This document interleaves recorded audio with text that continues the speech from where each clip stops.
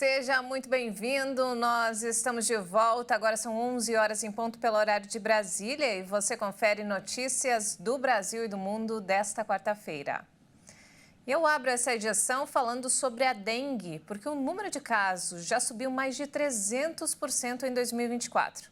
Apesar da alta, o Ministério da Saúde alerta que este ainda não é o pico esperado da doença neste ano. O Brasil já ultrapassou a marca dos 680 mil casos de dengue. Segundo os dados do painel de monitoramento das arboviroses do Ministério da Saúde, o país registrou um total de 688.461 casos prováveis da doença nas 7 primeiras semanas epidemiológicas do ano. O número representa um aumento de 315% em relação ao mesmo período do ano passado, quando o Brasil teve 165.839 casos. O índice pode ser ainda maior, conforme chegam novas informações dos municípios. Neste momento, Distrito Federal, Minas Gerais, Acre, Paraná, Goiás, Espírito Santo e Rio de Janeiro são as unidades da federação com maior incidência da doença por 100 mil habitantes. Além dos milhares de casos, 122 pessoas perderam a vida por causa da dengue. Outros 456 óbitos estão sob investigação. O fenômeno El Niño, que eleva a temperatura e favorece a reprodução do mosquito Aedes aegypti, transmissor da dengue, zika e chikungunya, contribui para o aumento dos casos neste ano. A situação é alarmante, já que a alta de casos acontece antes mesmo do pico tradicional da doença, entre março e abril. No ano passado, o país bateu 688 mil casos apenas na 14ª semana epidemiológica no início de abril. O principal desafio são as implicações da alta de casos no sistema de saúde, que pode deixar as unidades estaduais e municipais sobrecarregadas.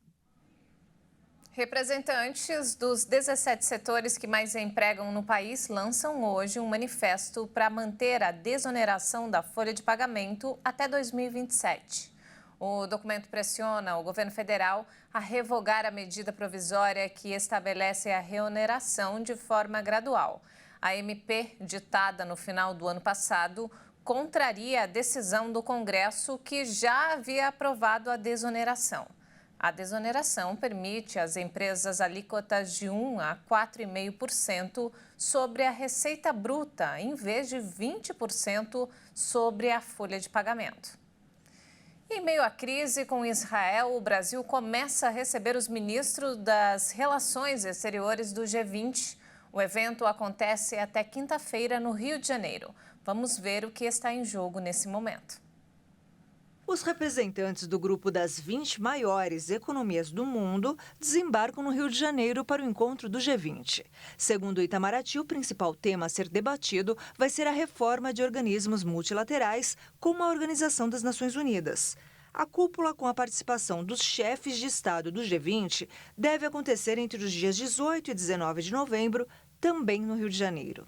Entre outros, estarão no evento desta quarta-feira Antony Blinken, secretário do Estado do governo Joe Biden, dos Estados Unidos, e Sergei Lavrov, da Rússia. A Casa Branca responsabilizou a Rússia pela morte de Alexei Navalny, líder da oposição morto na sexta-feira em uma prisão na Sibéria. O Brasil preside desde 1º de dezembro de 2023 o G20. E o país que preside temporariamente o G20 deve receber os representantes de outros países, organizar as reuniões e pautar as discussões. 3 temas prioritários foram escolhidos para serem discutidos ao longo deste ano: o combate à fome, à pobreza e às desigualdades, transição energética e mudanças climáticas, e também reforma das instituições multilaterais. O presidente Lula tem dito em seus discursos que considera que é preciso reformar instituições como a ONU, o Fundo Monetário Internacional e o Banco Mundial. E olha só, os Estados Unidos afirmaram discordar em relação às declarações do presidente Lula, que comparou os ataques de Israel na faixa de Gaza ao Holocausto. O porta-voz do governo norte-americano, Matthew Miller, afirmou que os Estados Unidos não acreditam que um genocídio tenha ocorrido em Gaza e que o país busca o fim do conflito e o aumento da ajuda humanitária para os civis na região.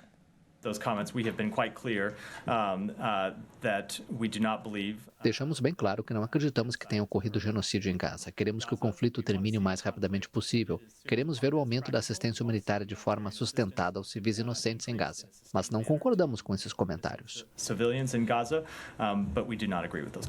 A fala de Matthew ocorre pouco antes da chegada do chefe da diplomacia dos Estados Unidos, Antony Blinken, ao Brasil. O secretário de Estado americano vai se reunir na quarta-feira com o presidente brasileiro. No último domingo, Lula acusou Israel de cometer um genocídio contra os palestinos na faixa de Gaza e comparou a ofensiva israelense ao extermínio dos judeus pelos nazistas. Israel, que recebe apoio militar e diplomático dos Estados Unidos, declarou Lula persona non grata. O Programa Mundial de Alimentos da ONU anunciou que vai suspender a distribuição da ajuda no norte da faixa de Gaza devido ao caos total e à violência depois que um comboio da entidade sofreu disparos e saques. O PMA já tinha suspendido a distribuição de alimentos há 3 semanas na região, devastada por mais de 4 meses de guerra. A operação tinha sido retomada no domingo, mas um comunicado da entidade revelou que os caminhões têm sido atacados e saqueados. A agência pretendia enviar 10 caminhões de ajuda alimentar por dia para Gaza durante 7 dias consecutivos para ajudar a conter a fome e a desesperança no território. A agência ressaltou que a decisão não foi tomada sem pensar e que sabe que isso vai gerar mais risco de morte para as pessoas de Gaza, onde mais de 2 milhões de pessoas estão ameaçadas pela fome. Um grupo de crianças ucranianas pôde finalmente ver seus familiares. Isso porque, com a guerra que acontece desde o dia 24 de fevereiro de 2022, elas haviam sido levadas para a Rússia. O reencontro foi marcado por muita emoção. Acompanhe.